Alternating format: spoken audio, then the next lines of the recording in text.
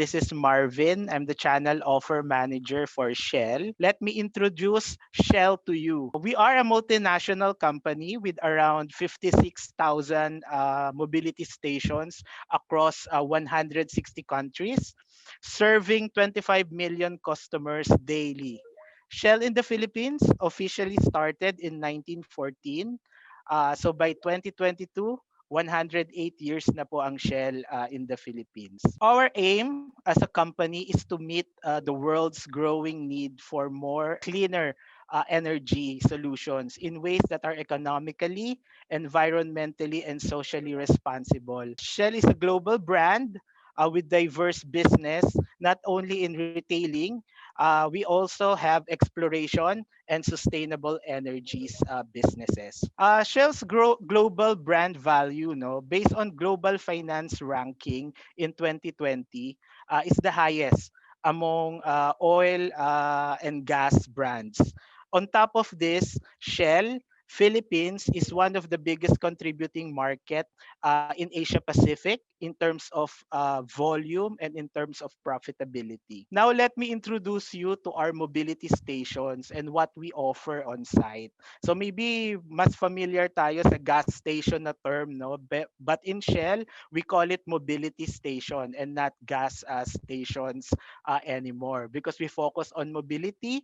We focus on serving the needs of everyone that are on the move, no, everyone, the mga motorista, mga bikers, mga customers who want to go on a food trip. That is the vision of Shell right now. We want na when you go to the station, hindi lang gas ang kukunin natin or ang ating objective when we go to the station. We want you to share with you an experience, no, a different experience when you go to the station and when you move around the station.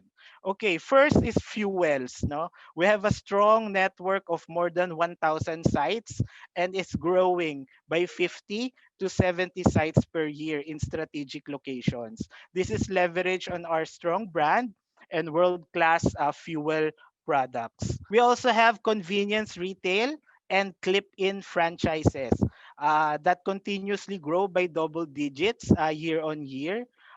We add about 15 to 20 stores per year with revitalized offer for select and Deli to Go. So we have Deli to Go and Shell Select food offerings. Yan yung brand ng ating convenience stores, no? What can you find in the Deli to Go? We have Deli to Go coffee, we have pastries, we have Heat and Eat, we have rice meals, dim sums, we also have donuts, we also have hot dogs. On the clip inside naman, this is a fairly new, no. When you go to the station, makakakita kayo minsan ng ibang brands doon. You can find Chat Time, you can find Potato Corner, Turks. You can also find in some stations, no. Ano naman yung clip-in brands? This is our partnership actually with these brands, no. As mentioned, no, which will give you more opportunities to grow your business in the station.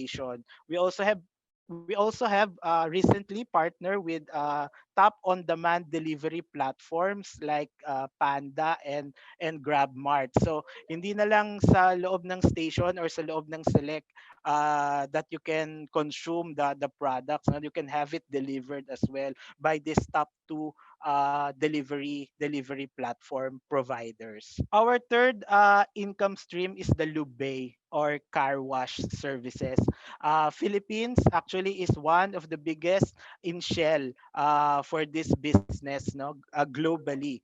Though through this, a customer can enjoy a one-stop shop for their car care needs. Aside from its resiliency and simplicity in terms of operations, you can also be assured of customer loyalty through the tools that we provide, that we will help you that will provide you to monitor the customer Lube servicing history. Shell is present all over the Philippines. No, here are photos of some of our flagship stores in the Philippines. So if you're interested to open anywhere in the Philippines, we are open to that conversation and just let us know. Okay, why Shell? Why Shell? On top of the strong brand that I've mentioned earlier, here are also the more compelling reasons why partnering with Shell is worth your investment and time. Why Shell retailers stay with us for more than 20 years? Number one is integrated offer. Our products, fuel and convenience retail complement each other. No, both are needed even in times of crisis. We experienced during the height of the pandemic that the income for the food business or select really helped the business recover despite the challenges in the fuel business. So kahit walang masyadong lumalabas na sasakyan, madami naman yung mga taong pumunta sa Select to buy food, to buy frozen goods, no? So it really complements. So having different range of products on site and services within the station is helping the business to become more resilient. Number two, we care for our partners. We have second and third generation retailers. This business becomes our retailers family business, passing on the expertise, no, from their from the parents, grandparents to their children and grandchildren. We have very loyal retailers, no, that are still with us for 20 to 30 years. We also evolve with the needs of the people. We are here for more than 100 years. And innovation is at the forefront of Shell. We are now into answering the needs of mobility and also sustainability. We recently opened the first electronic vehicle charging in Manila, and this new energy solution is something that Shell is looking into seriously. We also partner again with the biggest on-demand delivery services company like Grab and Food Panda as part of our move to adapting in the needs of the market. Fourth is how we operate. We have standard processes that can support the business from setup to operation. So we are here for 100 years na. So sanay na kami to open and to operate the station. And you can also be assured that we operate in the highest standards in terms of safety, no, considering that we are handling gasoline, no, lubricants that are very flammable, no. So safety in terms of operations is very important to us. Shell also in the Philippines will provide you a network of national and international best practices. You will have the opportunity to learn from the best mobility retailers locally and also globally. In Shell, you will also have the opportunity to be recognized as the best in the world. We have the annual Smiling Stars and Global Awardees in the Philippines, and very good ang Shell in bringing home the top prizes in these events. Magagaling po talaga ang mga Shell retailers natin in the Philippines. Let's look at the opportunities in Shell Mobility, no?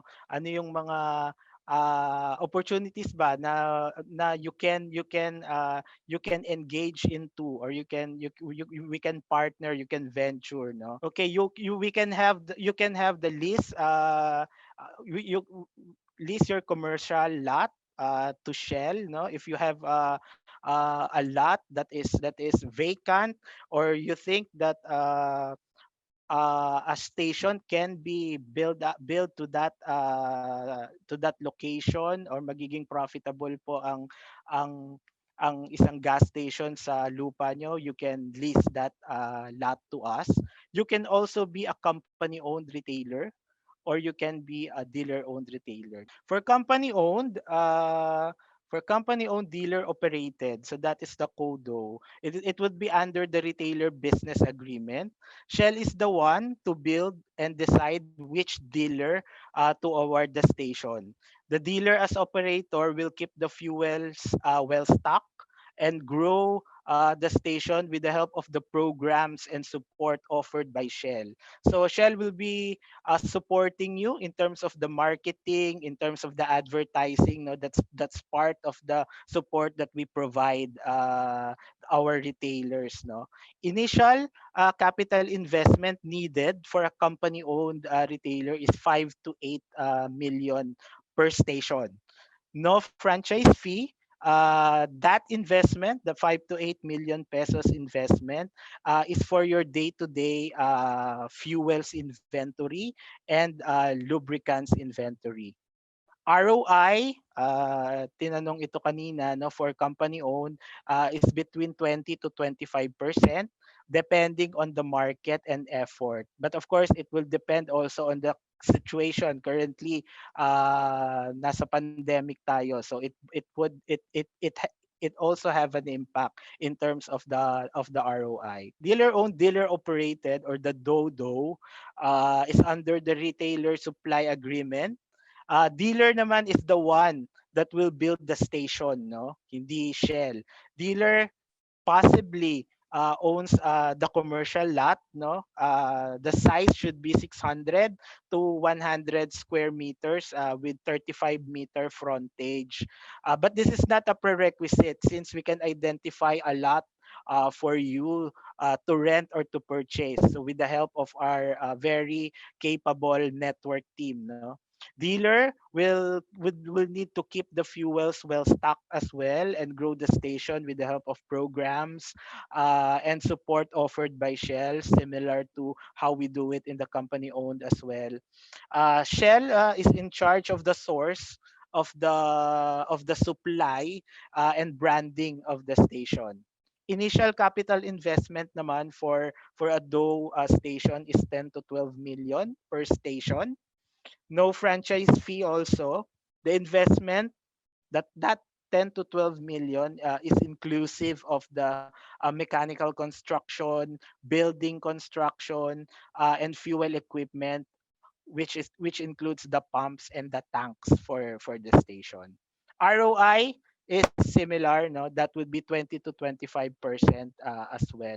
Again, depending on the market conditions and the effort that you exert in running the station. Okay, this is the newest offering, no, for Shell. We call it the Alliance or the Clip-in business, which basically is food franchises, no. So Shell as central negotiator or master franchisee for different brands. We partner with Chatime, Potato Corner, Turks, Auntie Anne's, and just to name a few. No, and we're still growing this list of brands. In this setup, retailer will be the sub franchisee. And you will operate those brands or those food brands within the station. Benefits of this: the franchise fee would be lower. It is negotiated centrally by Shell, and also lower investment because Shell will be shouldering the construction cost. This is part of our effort to serve everyone on the go by giving them more food options in our select or in our stations. Okay, that is my last slide.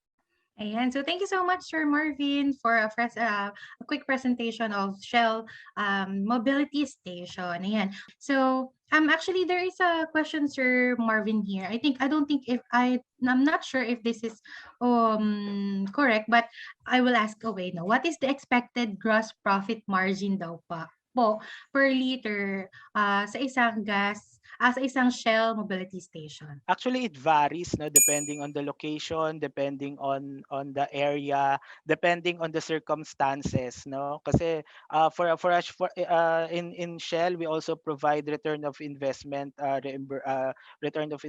support, no. So it varies, but we cannot disclose it right now. But if you will proceed with the application, we can share it with you. Di ba we are offering offering CODO and DODO type of franchise, no? For example, I have naman the capacity, like the maximum na 15 million, I have the 15 million. Pero gusto ko lang malaman kung ano yung mas magandang i-franchise. Is it the CODO or the DODO po? Both are good, no? It would depend on your location, and it will depend on the next steps that we will take, no? Kasi ang co talaga, Shell is the one who identifies the location. So depending on the screening, if you will qualify as a co retailer, then you can proceed, no? But if not, you can still apply for a dough site. And also it depends on the preference, no? Kasi kung meron kang 15 million and you have a lot, no, of course, by all means build your own station. Baka in terms of opening din, kung gusto natin mag-start agad, mag-open ng station, mas mabilis din kung sa dough.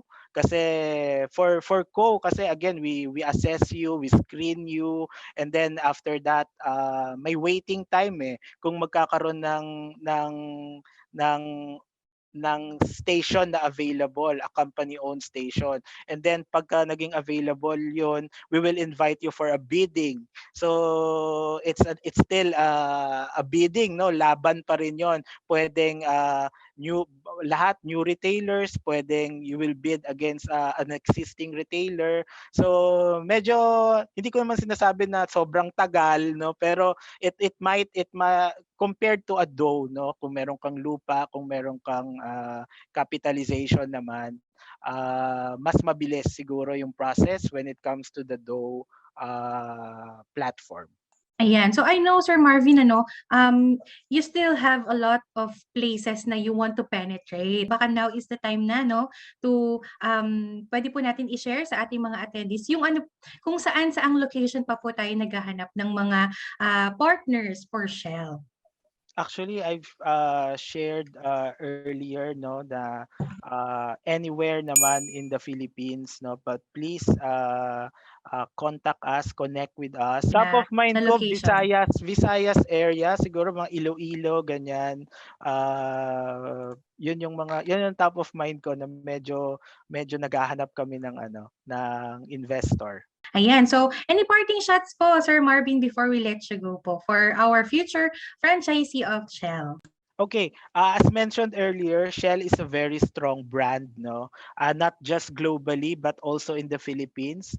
We are backed with we are nakasandal kami into 100 years of operations, and we have proven very good relationships with our partners, no, in the Philippines, which tumatagal sila sa amin for 20 to 30 years. Also another testament is nung pandemic, no, I think madaming businesses yung nagsara, pero we kept the Shell stations open because we know that gasoline is an essential product, no? So kahit we're not looking into the profitability lang talaga, but we are here to power the nation, to serve the community, no? So nandito kami with our commitment to support our partners, to support our even the gasoline boys, no, the forecourt service champion as we call them, and also very exciting times, no. The business is opening.